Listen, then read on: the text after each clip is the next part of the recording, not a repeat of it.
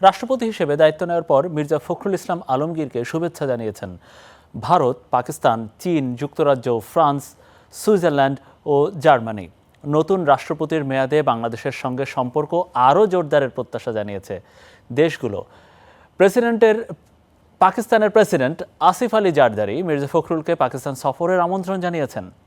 অভিন্ন ইতিহাস, বিশ্বাস ও সংস্কৃতির ভিত্তিতে দুই দেশের সম্পর্ক আরও গভীর করতে কাজ করার কথা জানিয়েছেন পাকিস্তানের অভিভাবক। এদিকে দুই প্রতিবেশী দেশের অংশীদারিত্ব আরও শক্তিশালী করতে মির্জা ফখরুলের সঙ্গে কাজ করার প্রত্যাশা জানিয়েছেন ভারতের প্রেসিডেন্ট দ্রৌপদী মুর্মু।